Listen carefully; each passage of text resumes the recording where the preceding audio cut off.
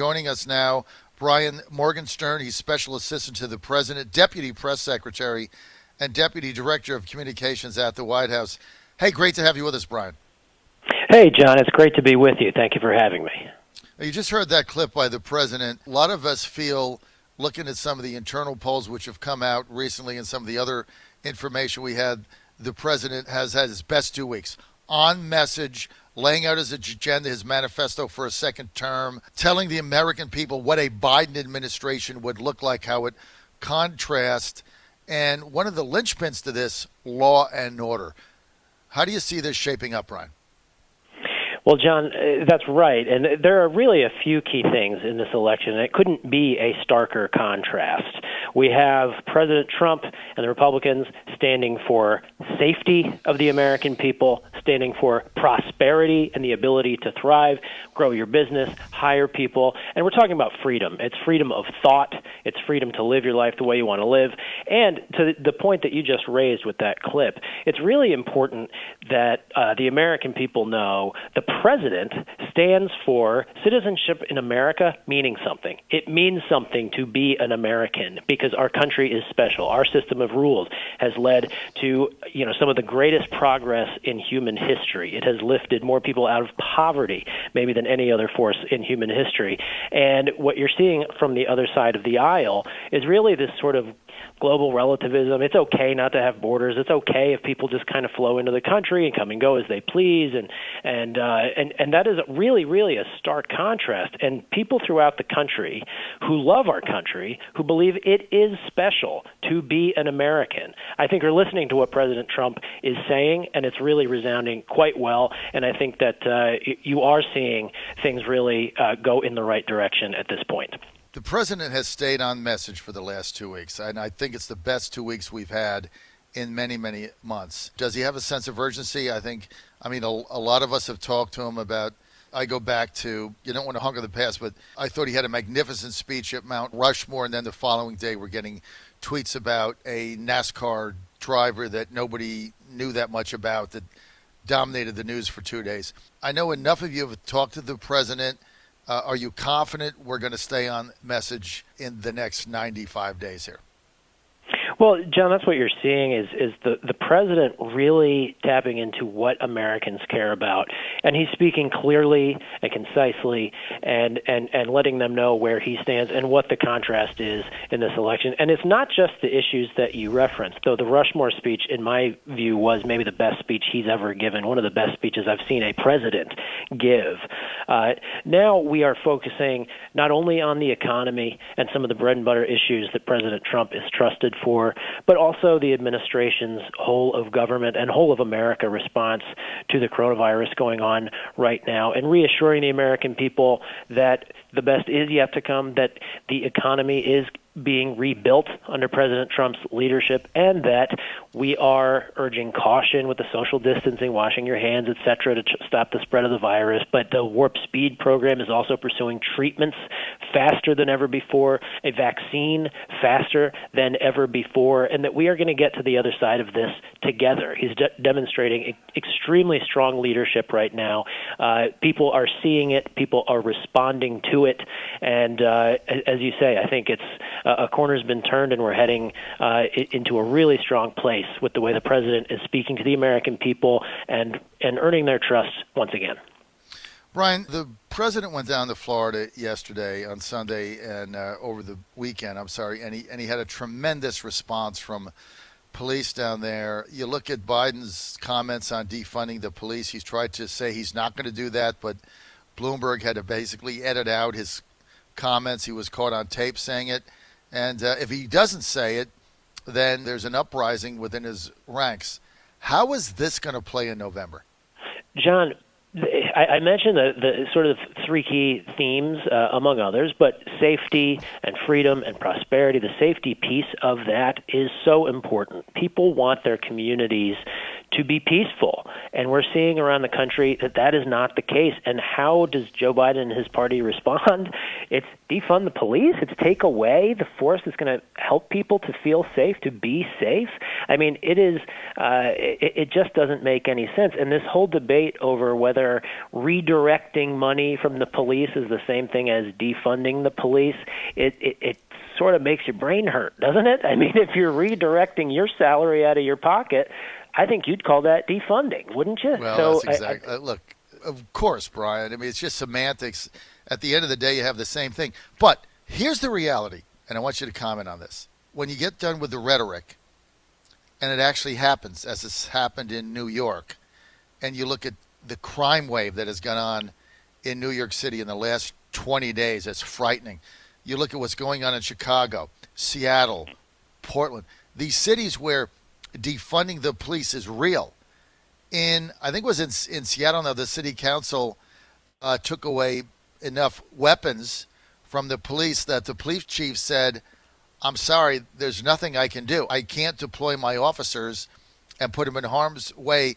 They no longer have the equipment, the tools, the weapons to defend themselves, let alone defend anybody's property. So we're simply going to stand down. So now you have a major crime wave there. Now people are actually starting to see the crime coming because we defunded the cops. Now it's real. How do you think people are reacting to this, Brian?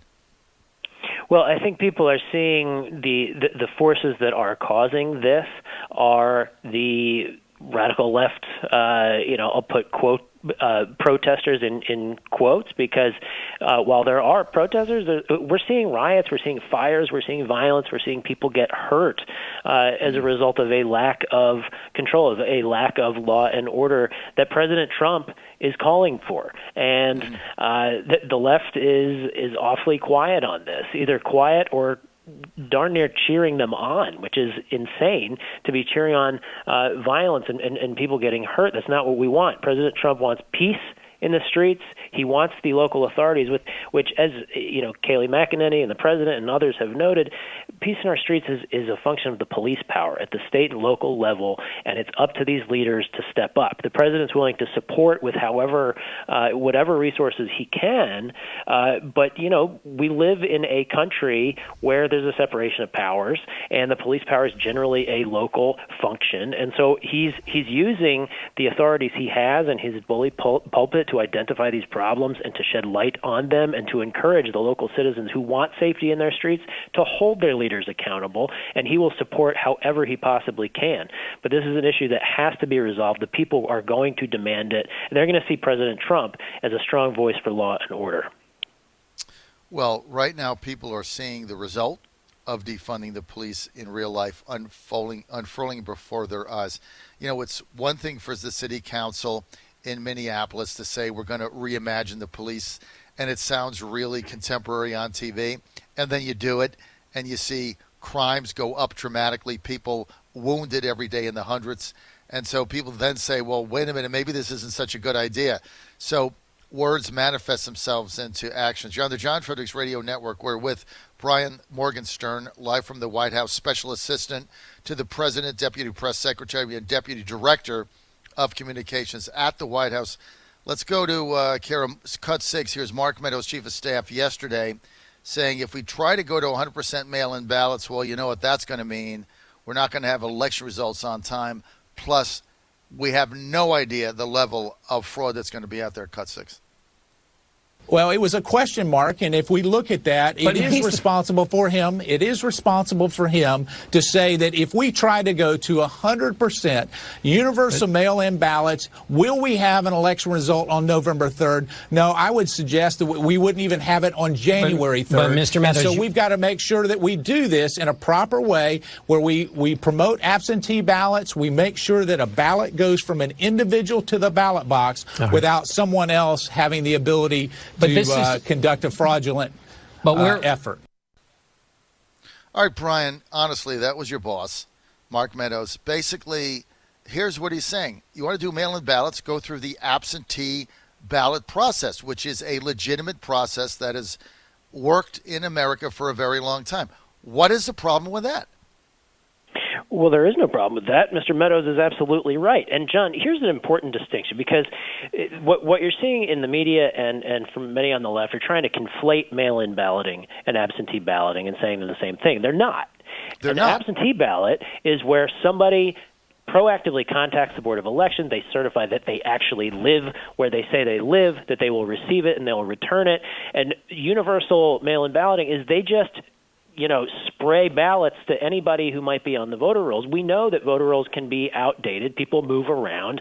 People, unfortunately pass away. There are many instances of registrations, being wrong for whatever reason, and the absentee ballot process ensures that it is a live, legal voter that is certifying that, yes, I am able to vote in this election in this jurisdiction. I am certifying that. I am verifying my address and to some degree, my identity, the legality of me voting, and then they provide the ballot to that person and send it in. This universal mail-in balloting is just sending ballots all over the place to whatever the voter rolls may have said a couple years ago or whenever the last election was and whatnot. And so there is a tremendous opportunity for mistakes or fraud with a universal mail-in balloting program, as opposed to an absentee program where people are actually contacting the Board of Elections and saying, yes, I want to vote. Here is where I live.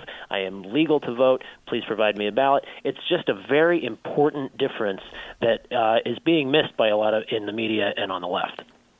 Well, because of the fake news, Brian, because, look, you just laid it out.